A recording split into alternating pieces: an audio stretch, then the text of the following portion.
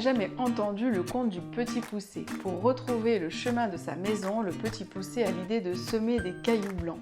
Il est ainsi ingénieux et plein de ressources, même si les épreuves vont jalonner son chemin et prouver sa persévérance. Les contes pour enfants, quoique parfois très durs et tristes, ont un intérêt très important dans la structuration affective de l'enfant. Nous ne comprenons pas toujours pourquoi, mais l'enfant demande à maintes reprises la lecture de la même histoire, du même conte. Il écoute inlassablement et peut s'émouvoir des mêmes passages. Ces contes mettent à l'épreuve un héros auquel votre enfant peut s'identifier. Il traverse des épreuves, rencontre la mort, le danger, l'amour et il finit par gagner et dépasser ses plus grandes craintes.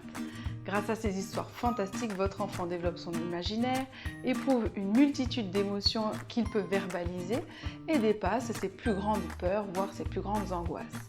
Ces histoires résonnent différemment chez chaque enfant en fonction de ce qu'il vit dans le moment présent.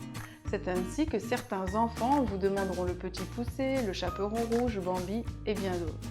Ces contes qui finissent bien aident votre enfant à se construire, lui donnent des repères et lui permettent de mettre à distance les angoisses, se rendant compte qu'il n'est pas seul à vivre ces situations. Lire des contes et raconter des histoires à vos enfants est source d'enrichissement et de partage.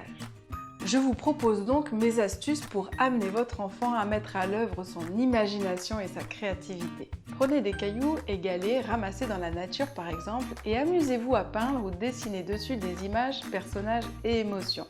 Vous allez redoubler d'ingéniosité et de créativité. Une feuille, une fleur, un visage, un arbre, une pièce d'or ou bien encore les personnages clés de ses contes préférés.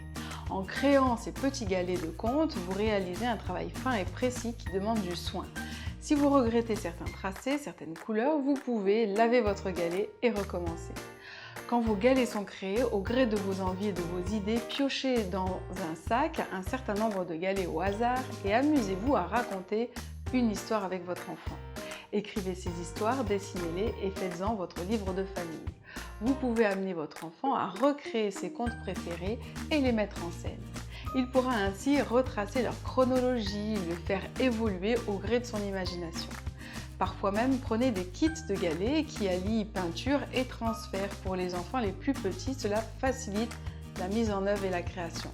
De plus, votre enfant part d'un modèle et peut ainsi structurer sa reproduction tout en gardant une part de liberté et de créativité.